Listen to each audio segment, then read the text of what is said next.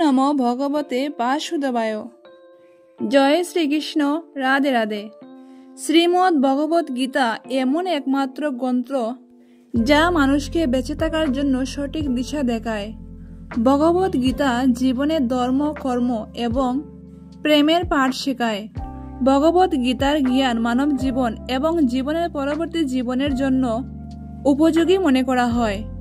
গীতা হলো সম্পূর্ণ জীবন দর্শন, আর যে ব্যক্তি একে যথাযথভাবে অনুসরণ করতে পারে সেই ব্যক্তি সর্বশ্রেষ্ঠ হয়। ভগবত গীতায় মোট 18টি অধ্যায় এবং 700টি শ্লোক আছে, যা সবার পক্ষে প্রতিদিন পাঠ করা এবং উপলব্ধি করা সম্ভবপর হয় না। সেই জন্য আজকের অত্যন্ত গুরুত্বপূর্ণ এই ভিডিওতে আমি ভগবত গীতার 111টি উপলব্ধি নিয়ে কথা বলবো, যেটা জানার পর আপনি শ্রীমদ্ ভগবত গীতার প্রকৃত অর্থ উপলব্ধি করতে পারবেন। তাই আপনি প্রতিদিন এই ভিডিওটি রাত্রে ঘুমানোর আগে বা সকালে ঘুম থেকে ওঠার পর অবশ্যই শুনবেন। তাহলে চলুন এগোনো যাক পৃথিবীর সেই মহামূল্যবান ভাণ্ডারের দিকে, যা ভগবান শ্রীকৃষ্ণ স্বয়ং নিজের মুখে বলেছিলেন। শ্রীকৃষ্ণ বলেন, এই সংসার আমারই মায়া দ্বারা আচ্ছন্ন। এই সংসার আমার দ্বারাই সৃষ্টি হয়েছে। আমি এই সংসারের পালনকর্তা, আবার আমি এই সব কিছুর বিনাশও করে থাকি। আমি অতীত, বর্তমান এবং ভবিষ্যতের সকল প্রাণীকেই জানি, কিন্তু বাস্তবে আমাকে কেউই জানতে পারে না। তিনি বলেন, এই নিকৃষ্ট প্রকৃতি ব্যতীত আমার আরেকটি উৎকৃষ্ট প্রকৃতি রয়েছে। সেই প্রকৃতি চৈতন্য স্বরূপা এবং জীবভূতা। সেই শক্তি থেকেই সমস্ত জীব নিঃসৃত হয়ে এই জড় জগৎকে ধারণ করে আছে। ভগবান বলেন, যেমন প্রকাশের জ্যোতি অন্ধকারে ঝলমল করে, একই রকমভাবে সত্যও ঝলমল করে। এই জন্য মনুষ্যকে সর্বদা সত্যের প্রতিই থাকা উচিত। মৃত্যু হলো একটি অটল সত্য, যাকে কখনো পরিবর্তন করা সম্ভব নয়। যখন থেকে এই সংসারের নির্মাণ হয়েছে তখন থেকে জন্ম ও মৃত্যুর চক্র ঘুরতে চলেছে। যেভাবে মনুষ্য তার পুরাতন বস্ত্রকে পরিত্যাগ করে নতুন বস্ত্র পরিধান করে, ঠিক একই রকম ভাবে আত্মা ও পুরাতন জীর্ণ শরীর পরিত্যাগ করে নতুন ভৌতিক শরীর ধারণ করে। এটাই হলো প্রকৃতির নিয়ম। এই কঠিন সত্যকে মেনে নিয়ে ভয়মুক্ত হয়ে বর্তমানে বাঁচা উচিত। যারা প্রকৃত জ্ঞানী ব্যক্তি, তারা না তো মৃত ব্যক্তির জন্য সুখ করেন, না তো তাদের জন্য সুখ করেন যারা জীবিত আছেন। কারণ তিনি জানেন যে মারা গেছে সে আবার জন্ম নেবে, আর যে জীবিত আছে সেও একদিন নিশ্চয়ই মারা যাবে। ভগবান শ্রীকৃষ্ণ বলেন, মনের শান্তি থেকে পবিত্র সম্পদ এই পৃথিবীতে আর কিছুই হতে পারে না। যে ব্যক্তি নিজের মনকে শান্ত রাখতে শিখে গেছে, তার থেকে বড় ধনী এই সংসারে আর কোথাও নেই। সময় কখনো মানুষের তৈরি পথে চলে না, মানুষকেই সময়ের তৈরি পথে চলতে হয়। একেই তো নিয়তি বলে। জীবন তখন কঠিন মনে হয় যখন আমরা নিজেকে পরিবর্তন করার পরিবর্তে পরিস্থিতিকে পরিবর্তন করার চেষ্টা করি। কর্মই হলো সব থেকে বড় ধর্ম। ভগবান শ্রীকৃষ্ণ গীতায় অর্জুনকে উপদেশ দিতে গিয়ে বলেছিলেন, মনুষ্য কর্ম করার জন্যই পৃথিবীতে জন্ম নেয়, আর কর্ম না করে কেউ ক্ষণকালও থাকতে পারে না। পরিণামের কথা চিন্তা না করে মানুষকে নিজের কর্তব্য পালন করে যাওয়া উচিত। ক্রোধ মানুষকে নরকে টেনে নিয়ে যায়। ক্রোধ করার জন্য মানুষের মন অশান্ত হয়ে পড়ে। আবেগের বশবর্তী হয়ে মানুষ তখন নিজেরই ক্ষতি করে। ভগবান বলেন, মনুষ্যকে ক্রোধ সর্বদা এড়িয়ে চলতে হবে। যতই রাগ হোক না কেন, নিজেকে নিয়ন্ত্রণ করার প্রচেষ্টা করতে হবে। এই সংসারে আজ যা তোমার কাছে আছে, গতকাল তা অন্যর কাছে ছিল, কিন্তু আগামীকাল তা অন্য কারোর হয়ে যাবে। তুমি এই পৃথিবীতে খালি হাতেই এসেছিলে, আর তোমাকে এখান থেকে খালি হাতেই ফিরে যেতে হবে। মনের উপর নিয়ন্ত্রণ থাকা অত্যন্ত জরুরি। মানুষের মন বায়ুর মতো চঞ্চল হয়ে থাকে। এই মনের জন্যই মানুষ কাম বাসনার প্রতি আকৃষ্ট হয়, নিজের লক্ষ্য থেকে ভ্রষ্ট হয়ে যায়। যদি জীবনে সফলতা পেতে হয়, তাহলে মনের উপর নিয়ন্ত্রণ পাওয়া খুবই জরুরি। মনকে নিজের বশে করতে পারলে মস্তিষ্কের শক্তি কেন্দ্রীভূত হয় এবং তার জন্য কাজে সফলতা পাওয়ার সম্ভাবনাও বৃদ্ধি পায়। গীতা আমাদের শেখায়, যে ব্যক্তি নিজের মনের উপর নিয়ন্ত্রণ লাভ করে তার মনে অপ্রয়োজনীয় চিন্তা ভাবনা এবং কামনা বাসনা প্রবেশ করতে পারে না। সে অকারণে ইচ্ছা থেকে নিজেকে দূরে রাখতে পারে, আর তার সাথে ব্যক্তি নিজের লক্ষ্যকেও খুব সহজে জয় করে নিতে পারে। নিজের মনের ভিতরে থাকা খারাপ চিন্তাভাবনাগুলিকে পরিত্যাগ করার কথা বলা হয়েছে শ্রীমদ্ ভগবত গীতায়। তাই জন্য গীতার 16 অধ্যায়ে 7 নম্বর শ্লোকে ভগবান বলছেন, অহংকার, রাগ, কঠোর বাণী এবং অজ্ঞানতা এইসব থেকে মনুষ্যকে দূরে থাকা উচিত। সৎ গুণগুলিকে নিজের জীবনে ধারণ করা উচিত। এর ফলে জীবনে পরম শান্তির অনুভূতি হয়। 4র্থ অধ্যায়ে ভগবান শ্রীকৃষ্ণ বললেন সেই কথা, এই মহাবিশ্বে জ্ঞানের মতো পবিত্র আর কোনো কিছুই নেই। জ্ঞানের প্রতি জিজ্ঞাসা থাকলে তবেই জ্ঞান লাভ করা যায়। অর্থাৎ জীবনে শান্তি লাভ করার জন্য সাধনা নয়, বরং জ্ঞানের প্রয়োজন হয়। তিনি সমগ্র মানবজাতিকে উদ্দেশ্য করে অর্জুনকে বলেছিলেন, যদি মনকে নিয়ন্ত্রণ করতে না পারো তাহলে সেই মন তোমার চরম শত্রু হয়ে উঠবে। সদা সন্দেহকারী ব্যক্তি না তো ইহজীবনে শান্তি পায় আর না তো পরজীবনে। আর সেই জন্যই তুমি সন্দেহের প্রবণতা থেকে দূরে থাকো। অধিক সন্দেহ করলে মনের সমস্ত শান্তি নষ্ট হয়ে যায়, আর ব্যক্তি ভ্রমের বশবর্তী হয়ে আপনজনদের সঙ্গে সব সম্পর্ক নষ্ট করে ফেলে। শরীরের সৌন্দর্য মনকে আকর্ষণ করে, কিন্তু স্বভাবের সৌন্দর্য হৃদয়কে আকর্ষণ করে। সেই জন্য মনুষ্যের স্বভাব সর্বদা নির্মল হওয়া উচিত। কে কি করছে, কিভাবে করছে, কেন করছে, এই সব থেকে তুমি যত দূরে থাকবে ততই তুমি সুখে থাকবে। জীবনে আমরা কতটা ঠিক এবং কতটা ভুল এটা মাত্র দুজনেই জানে। একজন হলেন পরমাত্মা আর দ্বিতীয়জন হলো আমাদের অন্তরাত্মা। ভগবান শ্রীকৃষ্ণ বলেন, যে ব্যক্তির মধ্যে জ্ঞানের অভাব এবং ঈশ্বরের প্রতি বিশ্বাসের অভাব থাকে সেই ব্যক্তি জীবনে কখনো আনন্দ এবং সফলতা লাভ করতে পারে না। মানুষের দুঃখের প্রধান কারণই হলো তার মন। যে যত বেশি মোহ করবে সে তত বেশি দুঃখ ভোগ করবে। তোমার আফসোস তোমার অতীতকে পরিবর্তন করতে পারবে না, আবার তোমার দুশ্চিন্তা তোমার ভবিষ্যৎকেও পরিবর্তন করতে পারবে না। সেই জন্য বর্তমানের আনন্দ উপভোগ করাই সব থেকে ভালো কাজ। শ্রীকৃষ্ণ আরও বলেন, যদি কেউ তোমার পাশে থাকে তুমিও তার পাশে সব সময় থেকো, আর যে তোমার সঙ্গে প্রতারণা করে তাকে তুমি ত্যাগ করো।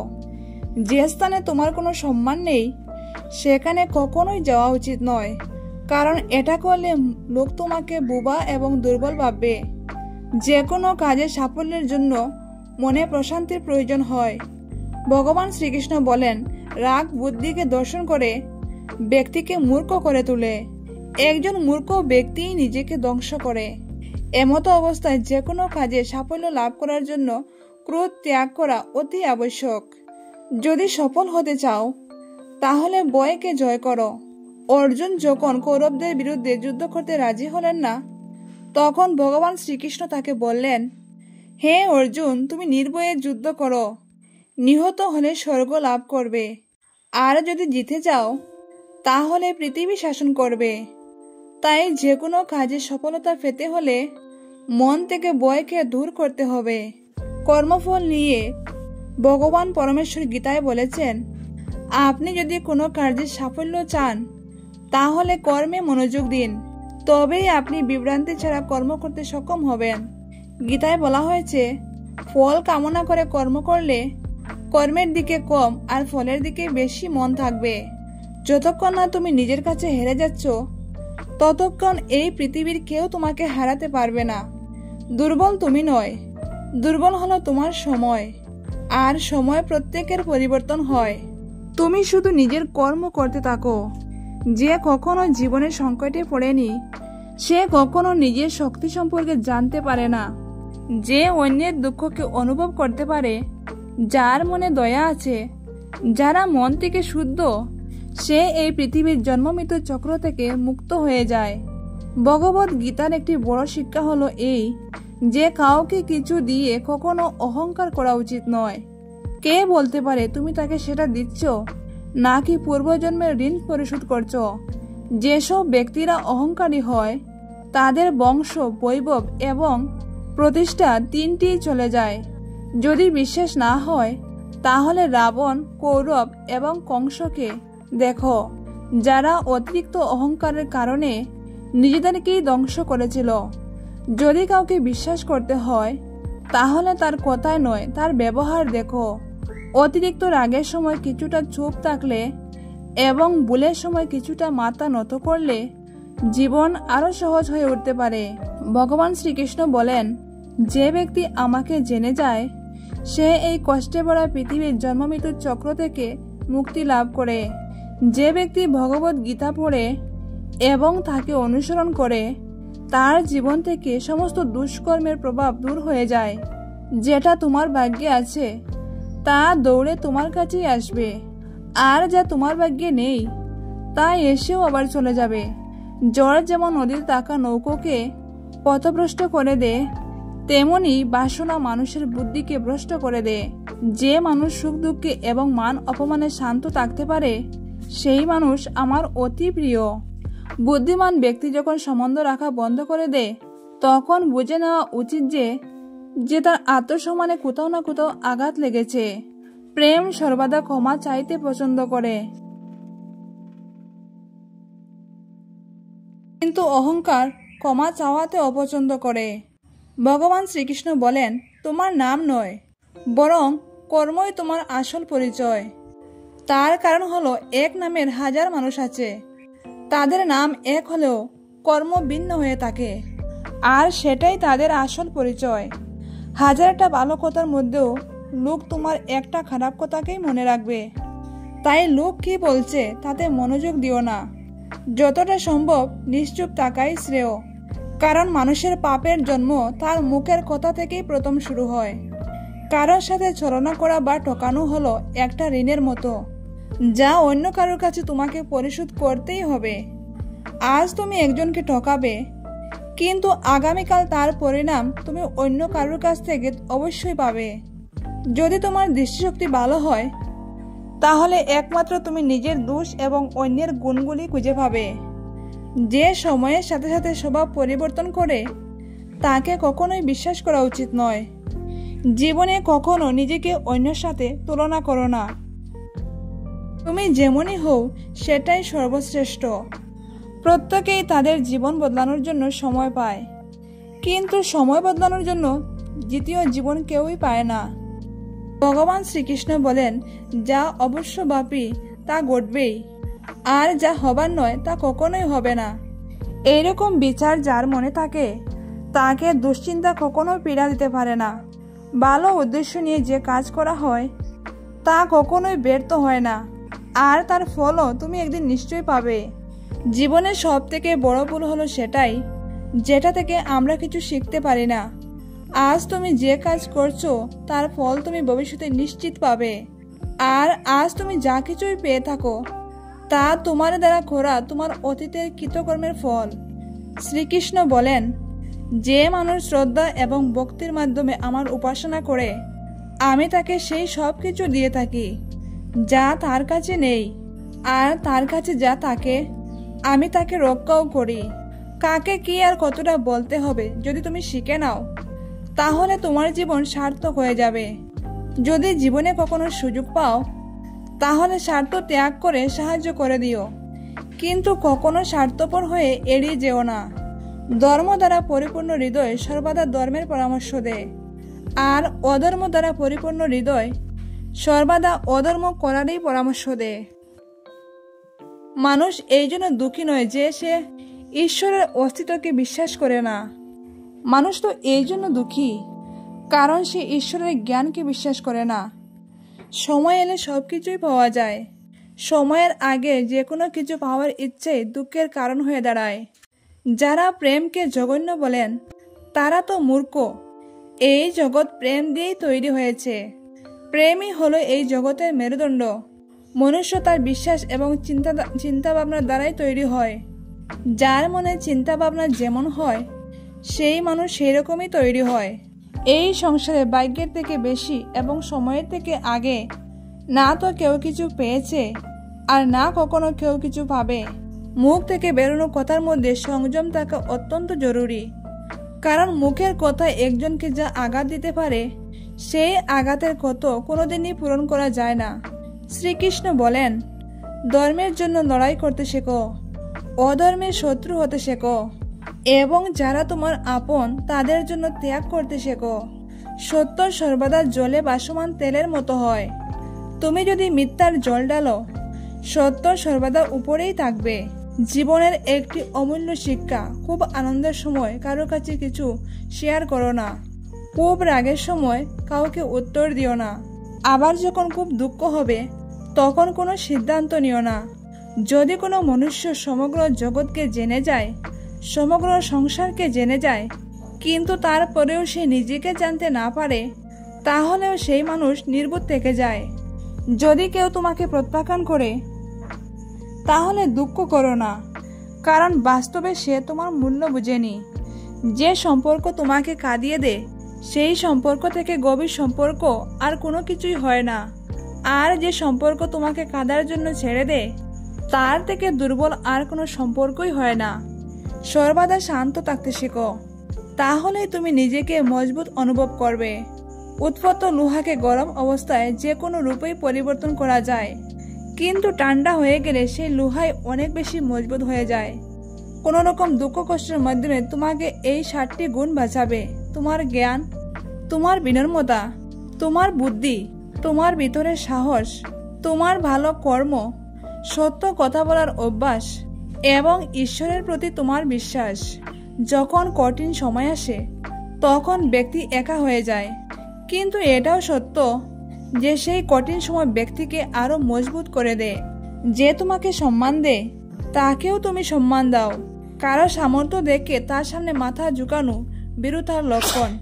তোমার সামনে যত বড়ই কঠিন পরিস্থিতি এসে পড়ুক না কেন, একটা কাজ করবে, নিজের সবকিছু ভগবানকে সমর্পণ করে দাও।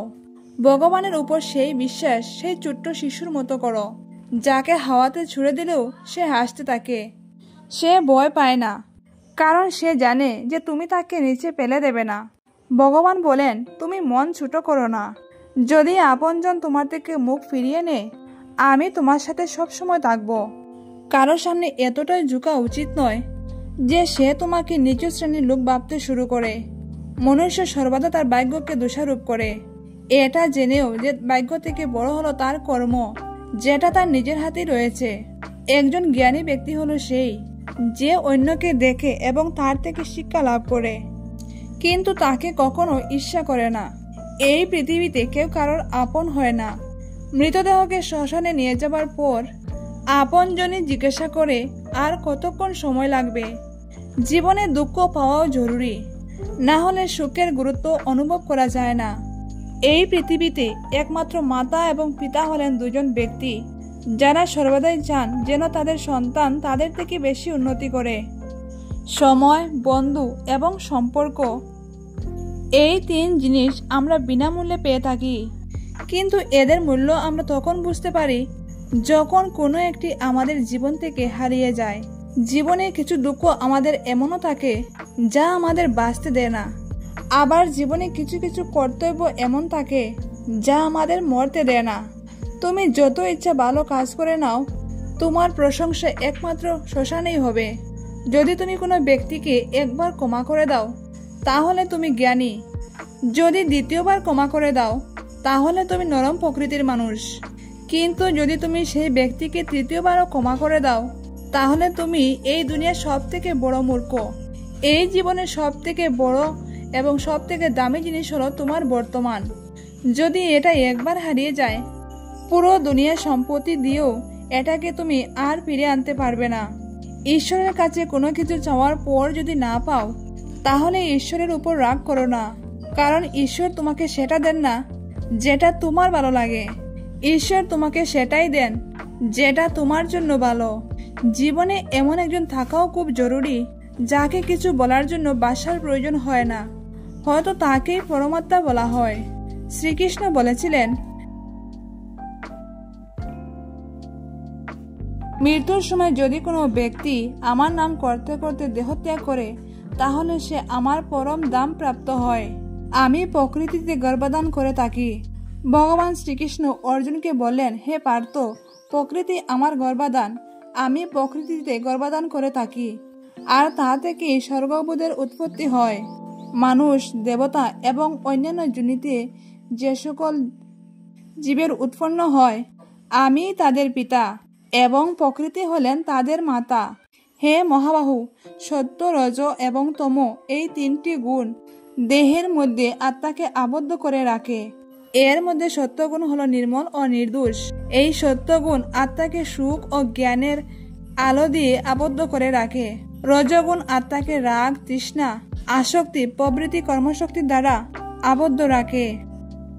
আর তমগুণ হলো জীবের ভ্রান্তি ও অজ্ঞানতার প্রধান কারণ। এই তমগুণ আমোদ প্রবোধ, আলস্য, নিদ্রা প্রভৃতি দ্বারা আত্মাকে আবদ্ধ রাখে। যখনই সকল ইন্দ্রিয় দ্বারা জ্ঞানের প্রকাশ হয় বা নির্মল জ্ঞান উৎপন্ন হয়, তখন বুঝবে সত্যগুণ বৃদ্ধি পেয়েছে। যখন লোভ এবং লালসা প্রকাশিত হয়, তখন বুঝবে রজগুণ বৃদ্ধি হয়েছে। আর যখন মোহ ঘিরে আসবে, বুদ্ধির বিপর্যয় ঘটবে এবং কর্তব্যে অনীহা আসবে, তখন বুঝবে তমগুণ প্রাধান্য পেয়েছে। সত্যগুণ প্রাপ্ত অবস্থায় যদি জীব দেহত্যাগ করে, তবে সে স্বর্গলোক প্রাপ্ত হয়। যদি রজগুণ থাকা অবস্থায় দেহত্যাগ করে, তবে সে পরজন্মে কর্ণী হয়ে মনুষ্য যোনিতে জন্মগ্রহণ করে। আর যদি তমগুণ অবস্থায় দেহত্যাগ করে, তবে বোকা, পাগল অথবা অবিবেকহীন হয়ে জন্মগ্রহণ করে। হে অর্জুন, আমি অব্যক্ত রূপে সমস্ত জগৎ জুড়ে আছি। সমস্ত জীব সকল আমাতেই অবস্থিত, কিন্তু আমি তাহাতে অবস্থিত নয়। যেমন আয়নাতে তুমি নিজের প্রতিবিম্ব দেখতে পাও, অর্থাৎ তুমি আয়নার মধ্যেই আছো, কিন্তু আয়না তোমার মধ্যে নেই। হে পার্থ, গল্পের শেষে সমস্ত জীব আমাতেই মিলিত হয়, আবার গল্পের আরম্ভে পুনরায় তারা আমার থেকে নিগৃহীত হয়। আমি নিজেও প্রকৃতিকে নিজের বশে রেখে নিজ নিজ কর্ম নিবৃত্তে স্বভাব অনুযায়ী বারবার সৃষ্টি করে থাকি।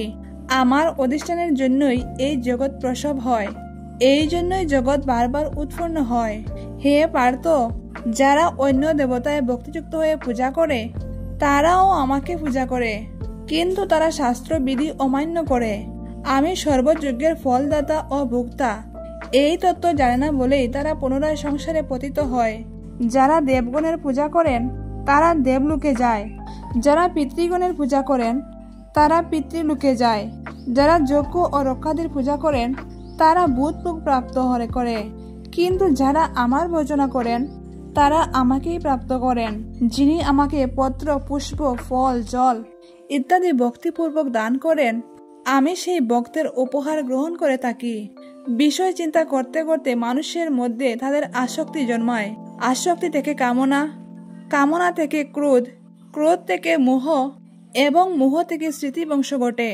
আর বুদ্ধি নাশ হলেই বিনাশ হয়। কিন্তু যার ইন্দ্রিয় প্রসন্ন চিত্ত এবং বুদ্ধি ঈশ্বরে স্থিত, তিনি অমৃত লাভ করেন। আর যিনি অযুক্ত, যার চিত্ত ঈশ্বরে সমাহিত নয়, তার আত্মা বিষয়ক বুদ্ধিও হয় না। যার আত্মা বিষয়ক বুদ্ধি এবং চিন্তা নেই, তার শান্তিও নেই। আর যার শান্তি নেই, তার সুখ কোথায়? আমাদের মন সকল ইন্দ্রিয়কে পরিচালনা করে। যখন ইন্দ্রিয় সকল মনের অধীন এবং প্রজ্ঞাবান, যার ইন্দ্রিয় সকল বিষয় থেকে নিবৃত্ত হয়েছে, তার প্রজ্ঞা প্রতিষ্ঠিত হয়েছে বলে জানবে। যেমন নদীর জল সমুদ্রে প্রবেশ করে বিলীন হয়ে যায়, তেমনি আত্মাবান ব্যক্তিতে বিশেষজ্ঞ প্রবেশ করলেও তাদের চিত্ত বিকৃত না হয়ে স্থির থাকে। এইরূপ স্থির আত্মাবান ব্যক্তি শান্তি লাভ করেন। কিন্তু যিনি ভোগ কামনা করেন, তিনি কখনো শান্তি পান না। যে ব্যক্তি সমস্ত কামনা ত্যাগ করে নিষ্প্রিয় হয়ে বিচরণ করেন, যিনি মমতা শূন্য এবং অহংকার শূন্য, তিনিই শান্তিপ্রাপ্ত হন। হে পার্থ, এই স্থিতিপূর্বক অবস্থাই হলো ব্রাহ্মিক স্থিতি। এই অবস্থা প্রাপ্ত করলেই জীবের আর কোনো মোহই থাকে না। মৃত্যুকালে এই অবস্থা বিদ্যমান থাকায় তিনি ব্রহ্মে লীন হয়ে যান, অর্থাৎ তিনি মোক্ষ লাভ করেন। প্রিয় শ্রোতা বন্ধুরা, আজকের পর্বে ভগবদ গীতা সংক্রান্ত এই আলোচনা যদি আপনাদের একটুকু সমৃদ্ধি করে, তাহলে ভিডিওটিতে অবশ্যই একটি লাইক করবেন। জয় শ্রীকৃষ্ণ। রাধে রাধে।